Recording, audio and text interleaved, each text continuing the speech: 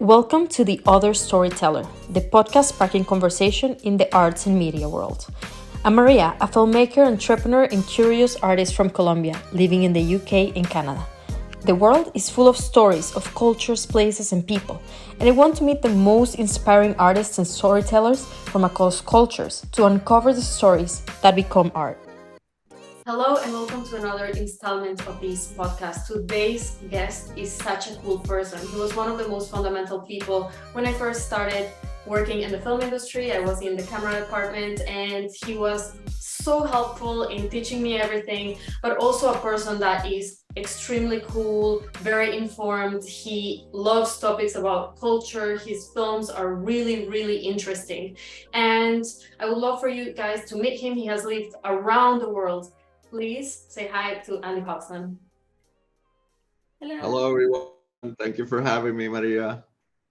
So, Andy, tell me a little bit about your upbringing and how did you end up being a filmmaker? You were all over the world.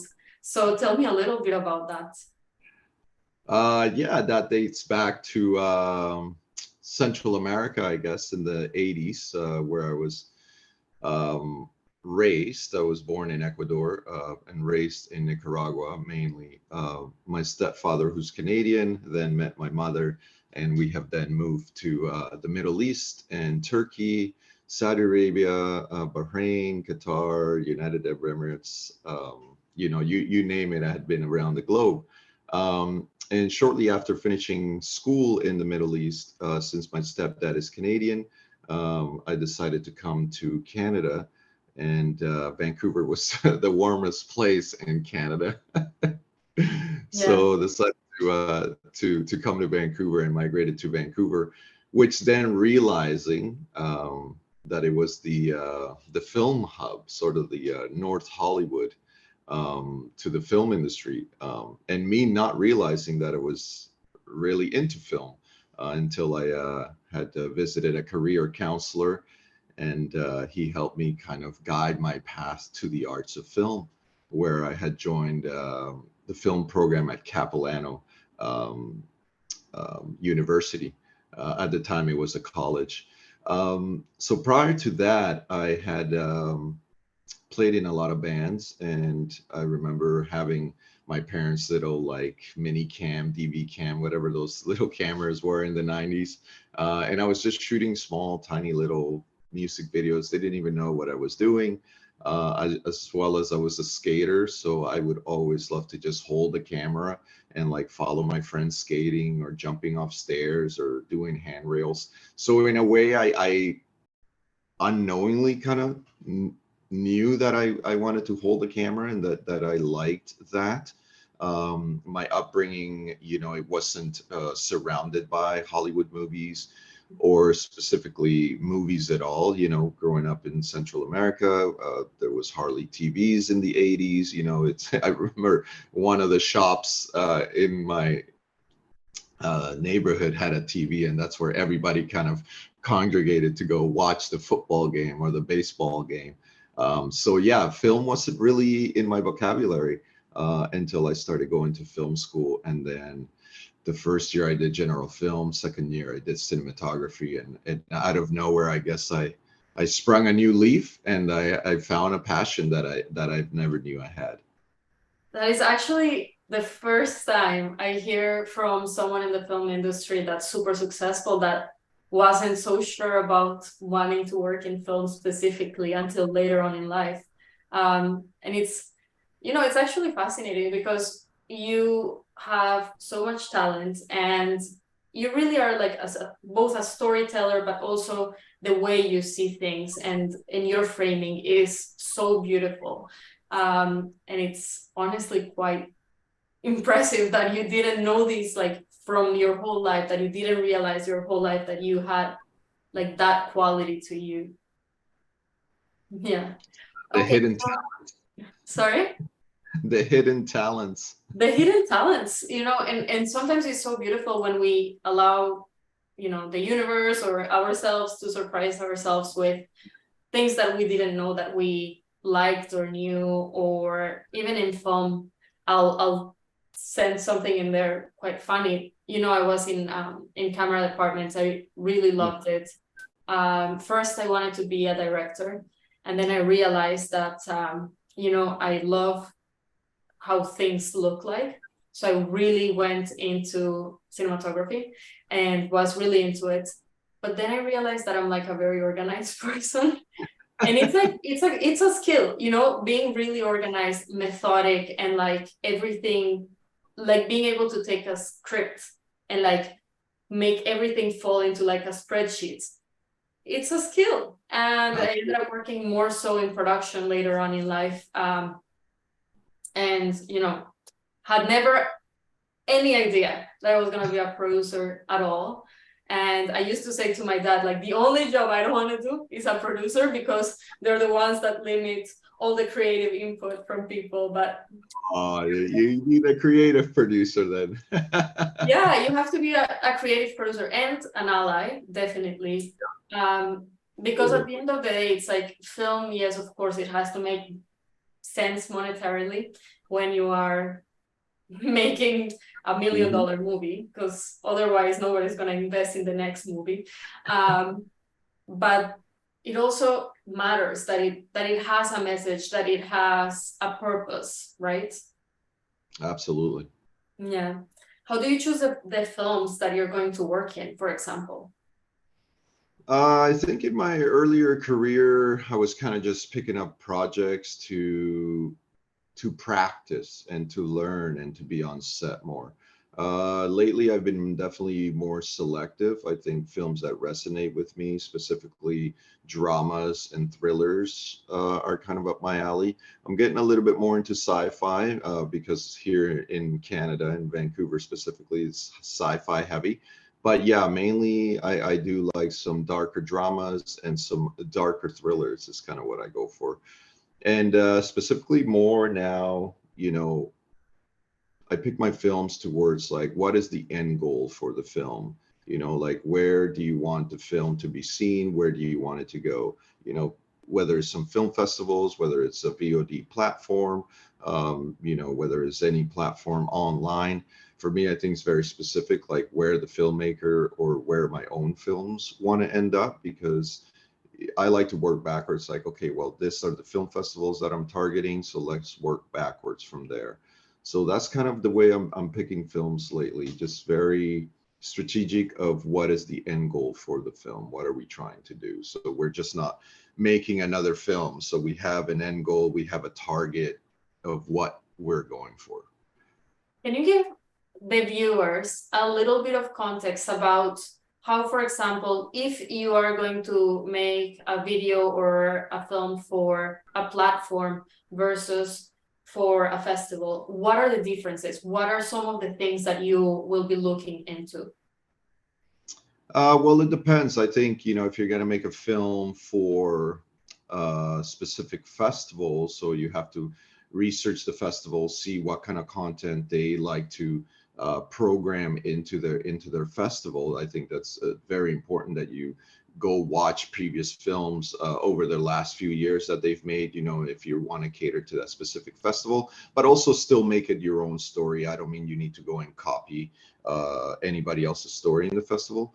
But so that's sort of the festival way. If you're looking to just go straight to distributors, it's like, okay, let's study the market of like, what are they looking for? And I think more, along the lines, I'm starting to realize that like thrillers and horrors are movies that are a little bit easier to sell. A drama, you may need some pretty big names in there to sell, or a comedy, specifically comedy, because it's harder to sell comedy. But I think, yeah, it's just really kind of studying the market, or maybe the distributor you want to go for. Maybe go online and see the last couple of films they've distributed, or their IMDb. So it's just kind of doing your market research.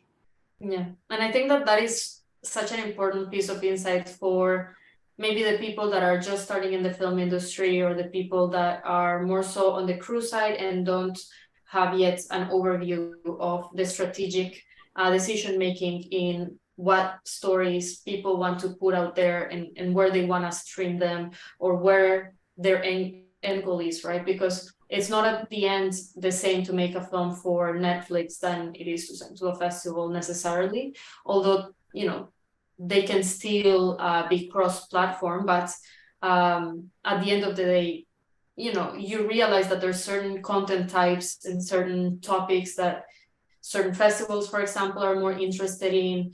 I do remember, I don't know if that's the case still, but there's certain technical things that are necessary. So whether your video has to be 4K, 5K for specific platforms, which is not necessarily the same for an MOW or movie of the week.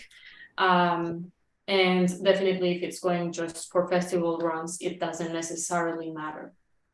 Yeah, and I will say, you know, definitely the deliverables is a big one, but also I will say still make your film, still make the film you want to make, because I think that's the most important thing. Like, you can study the market all you want, and, you know, again, I don't go back to copying someone else's film, but, you know, still make the film that you want to make, because that's going to be the most powerful thing, even if it doesn't get into festivals, even if you don't sell it. You know, at the end of the day, it's your art. And if you know, like I say to my mom these days, I'm like, Mom, did you like my film? She's like, I loved it. I'm like, great, then I'm happy.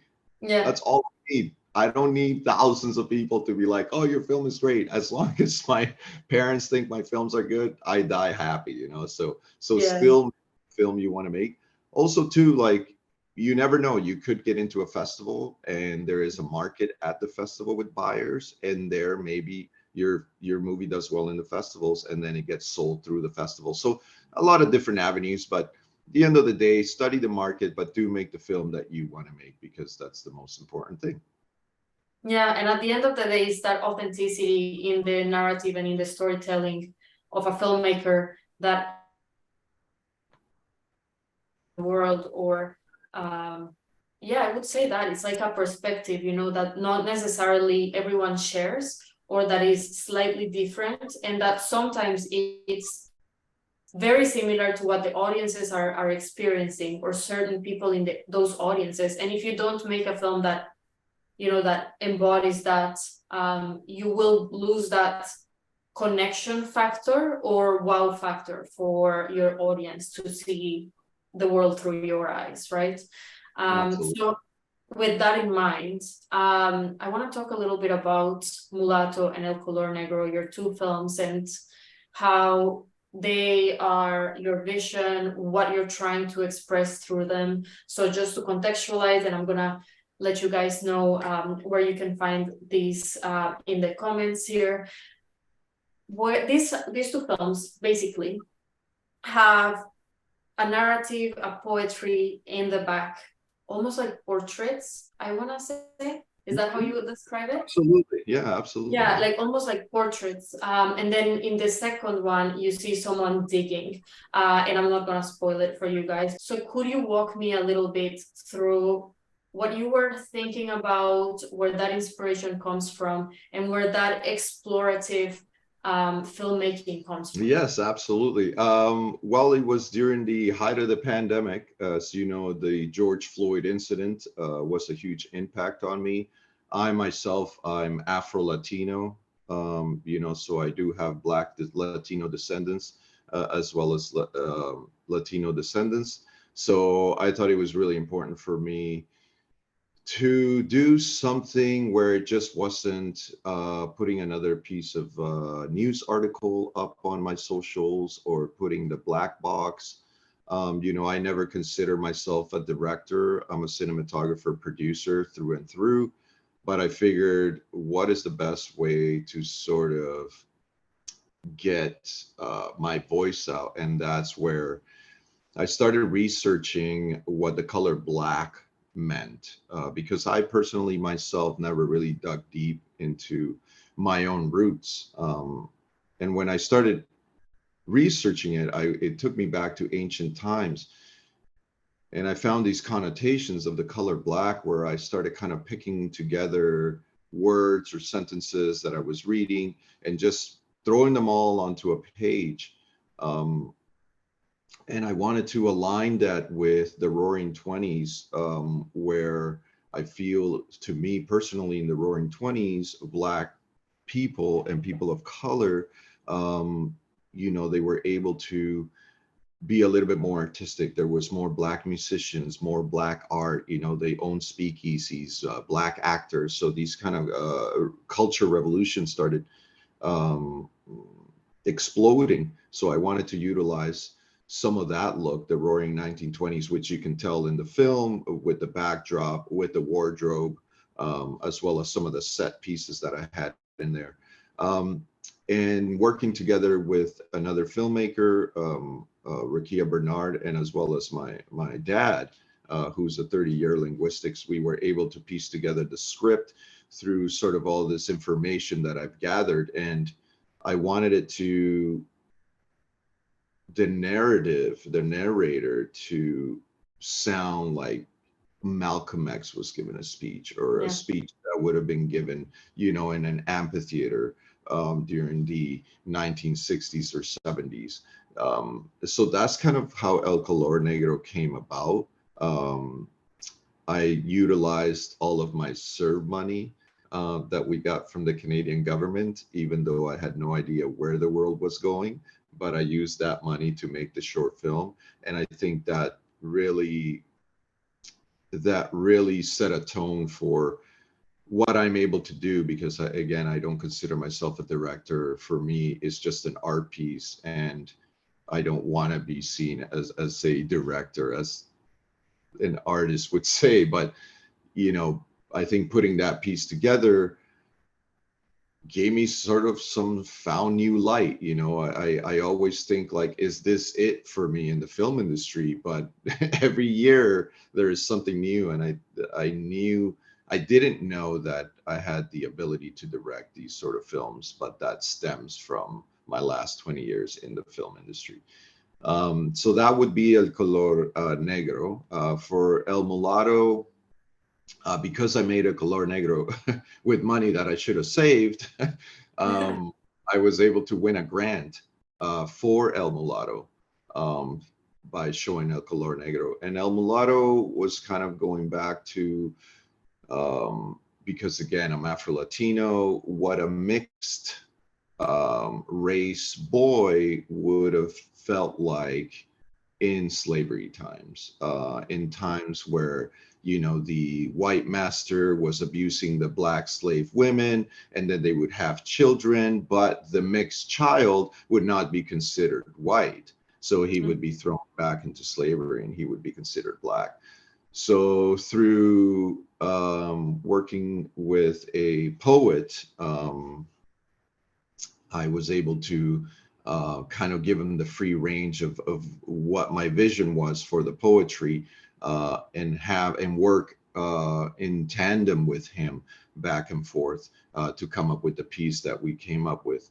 I will say this, it is going into some film festivals, but I do feel the piece is very hard hitting, and there is language in there that might be disturbing for some, but I think that's the most important thing, that we're being spoon fed, a lot of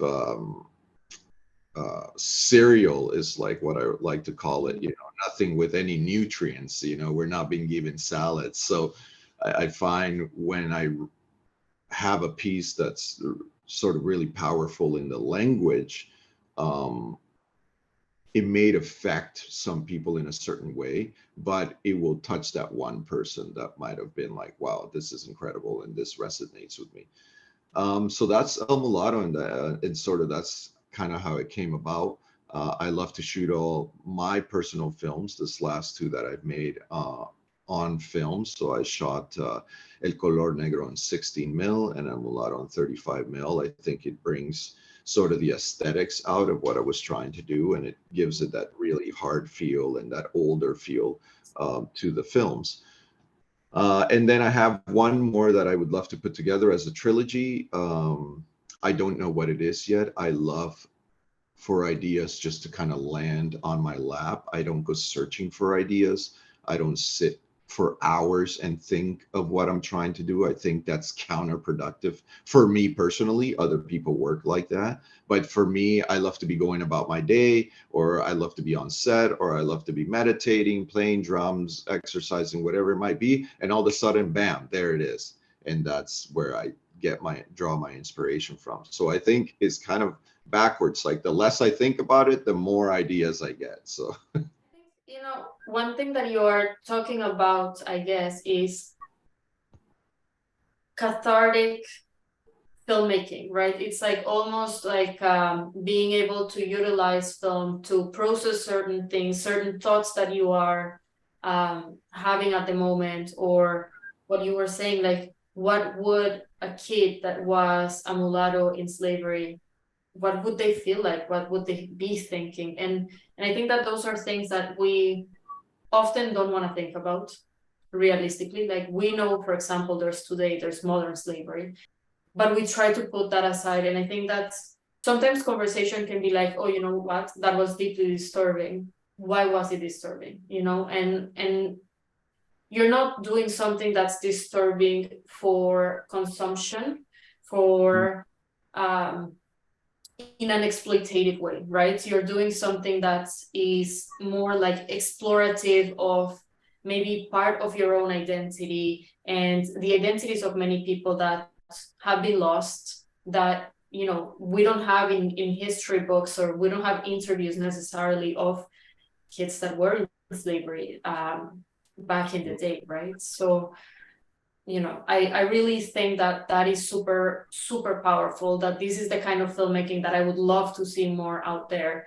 And, you know, at the end of the day, is what you were saying. Sometimes film is made more for like video on demand and platforms, but sometimes making a film that goes to festivals, that makes a different type of rounds, still can be made, because there's government funds, there are ways in which you can invest money into your own filmmaking, maybe even with controlled expenses, you know, but make something that is really of value, because we sometimes get a little bit lost in the business side of it too. So it's a balance, right? Yeah, and it is too, because again, like I mentioned, I do cinematography and produce. So those are kind of like very artistic to the not very artistic.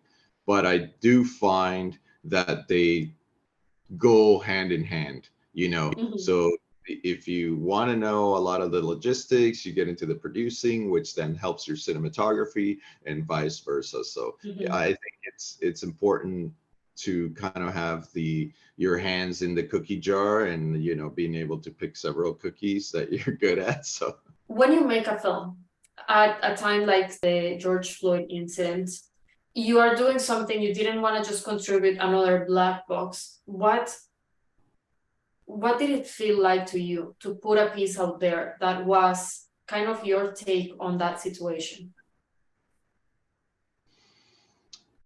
well, you know, being an artist is tough, because you kind of think of what are people going to think of my film, you know, and I always try to go back to, it doesn't matter, it's my film and this is what I wanted to portray. But I think it was such a needed piece for the time, and it's sort of a timeless piece, because it will just, anybody from now on, if they do catch it online or on my socials, whatnot, it's a timeless piece. And I think that's what I was trying to kind of do, something that you could watch over and over again and get that information. And you know, there is, I think you need to watch it several times to kind of really you know, listen to what's being said. The visuals are just kind of carrying you, but for my films, it's all audio. If that's why I kind of go with the poetry style, because again, it's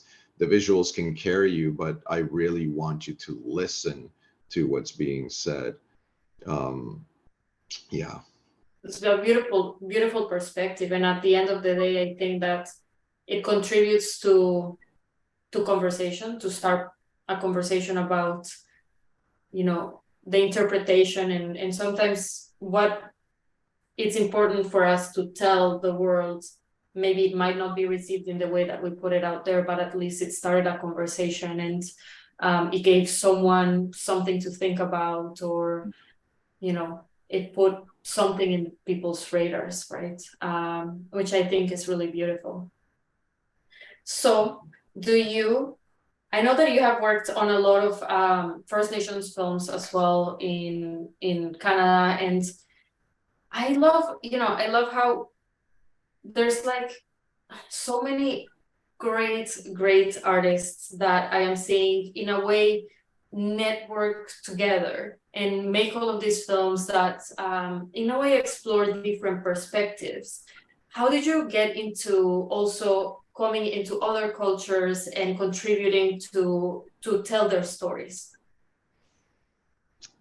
Well, I think that's kind of stems through my background, just growing up in various countries and various cultures. Like, I'm very easygoing. I'm very outgoing. I have no problem, being in different cultures and different settings, chatting with different people. I think that's kind of what my upbringing helped me be a little bit more open. So I took the opportunity to shoot an Indigenous feature film, I believe back in 2016 or something. I can't remember exactly when. And I didn't really know much about the Indigenous community at all as an immigrant coming to Canada.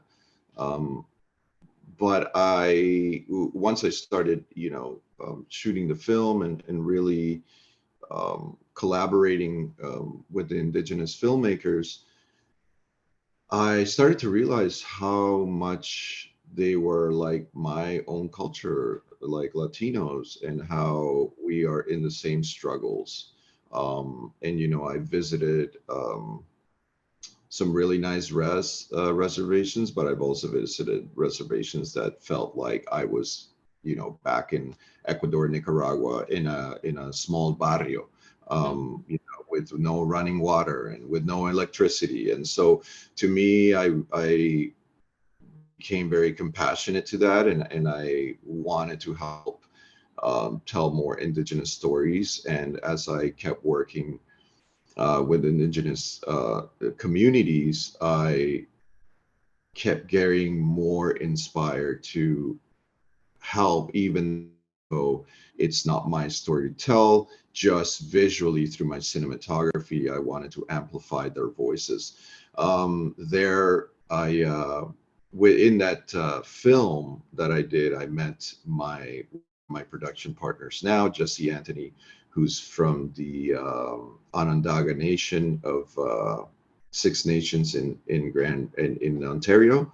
And from there, we went on and made a couple of other features and some short films.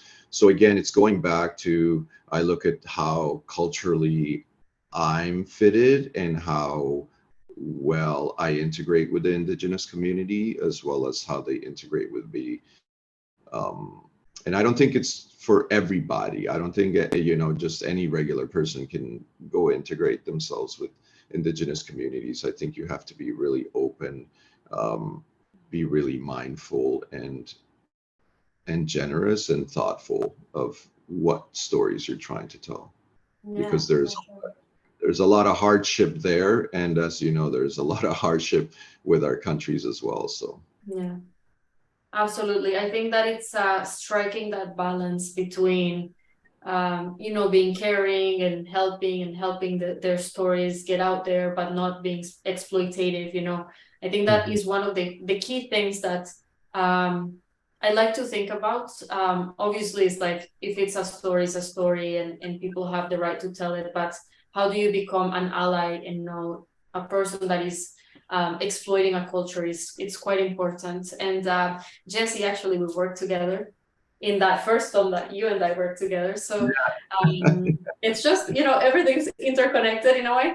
But, it's fantastic how, like, you see so many great people that are out there that are like hustling, that are trying to tell their stories. And I love how I think that our narrative in Spanish-speaking countries, and I imagine in many other countries, and I'm finding this more and more in the First Nations storytelling as well, is that we are not very like linear thinkers. We don't necessarily say things concisely. We don't necessarily just get to the point. It's more about exploring the emotion and what's going on inside someone is what you're actually telling through the story. And I think that is a beautiful fit for yourself to work in those films. All right. So we'll see. Maybe something comes out of these questions. They're a little bit interesting. But the first one is kind of what advice you would give yourself when you were starting in film or at some stage in your film career? Wow. I think I realized this one a few years back, and the biggest advice I would give my younger self is not to compare my work, my lighting, my films to anybody else's. I think, I'd say for even the first 8 to 10 years of my career, I compared myself a lot to others, or, why did this person's film get into the festival and mine didn't? How come this one sold as much and this movie didn't sell as much as mine? Or is this person's lighting better than mine? You get all these thoughts in your head that you got to work through. But I think that's, again, the artistic process of finding ourselves within our own art in our own space and stay in our own lane. That definitely, that would be the biggest advice that I'd give my younger self. But I'm past that now, which is great. I learned. Yeah. That's actually, I didn't expect that actually. But I think it's super true. Like, in many things in life, it's about not comparing yourself because, sometimes it's not about the film that has the most beautiful cinematography, but it's the film that resonated the most with even the jury, or stories that are very important at the time that need to be told, and that there is a timely need for them to be heard at that point in time. Just a lot of different perspectives that we can't fully understand ourselves at any point in time. So it's good to just let it go. And I will take note, because I definitely still do a lot of comparing myself with people, and Well, it's social media doesn't help. doesn't help, definitely. And everything is just so connected. Even like, before you wouldn't even realize what's on the other side of the pond, and now you're like exposed all the time to points of comparison. Yeah, exactly. All right, so now just tell me one piece of artwork. It can be music, it can be film, it can be a painting, literature, anything at all that you're like, I would love to share this with people right now, and tell me why. Well, I would say the most recent was very inspiring to me for a film that I just finished producing and shooting, is a Polish movie called Ida. I would love to share that. Specifically for, I looked at the references of 4:3 framing, because that's what we shot the movie in, this recent movie. And the way they use 4:3 framing is incredible. I don't want to give it away. Watch the movie Ida. I've watched it about 10 times over the last few months. But that would be, I think, the most inspirational thing so far for me, in terms that helped me with a project. That's super interesting. I've never watched this film, so I'm gonna definitely go and look into that. Polish films, definitely up my alley. But I am very interesting about this framing that you're talking about, because I feel like it's gonna be something very unexpected. And it's yeah, it's very well done, the way they framed that film, and the lighting as well. The story's incredible, but to me was just the referencing of how can you stick your character in this 4:3 box. And Mm-hmm. that's the most interesting thing to me, and they did a phenomenal job with that. Yeah. Yeah, that's amazing. I am very, very interested from what you're telling me. Now, if you were to look at art from either a topic or a country, 1 month, really quickly, you're curious, you wanna dive deep into it. Recently, and again, it just stems back for films. I really want to look at culturally Nicaragua. I think for me, Nicaragua is a country that's hasn't been really put on the map culturally. I wanted to make a film in Nicaragua several years ago, but unfortunately I had to take it to El Salvador just because the infrastructure in Nicaragua wasn't really there. But I'm heading back to Nicaragua in December for these specific reasons. So I definitely wanna. I think that's where my dad is from, and I lived there for several years, and I feel like I need to re-immerse myself in the culture and sort of get to reopen my eyes and ears to where I was born. So I would definitely, culturally wise, art wise, movie wise, music wise, I resonate with Nicaragua. And soon there will be a film from there. Can't tell you yet, but working on it. Is this part of that trilogy or separate? No, it's a different thing, but it's more Very personal, close to me. It's about the revolution. So if you know yes. anything about the revolution in Nicaragua, then No, I don't too much. I guess that is the end of our conversation. If there's anything that you really want to share, don't be afraid to share it. But thank you so much for opening up about all of these different topics that are realistically very personal, and that, you know, they can really resonate with our audience or spark curiosity in our audience to start looking at either film or cultures that they maybe have not looked into yet. absolutely. Thank Thank you you for so having much. me. This was wonderful. Thank you. Thank you, Andy.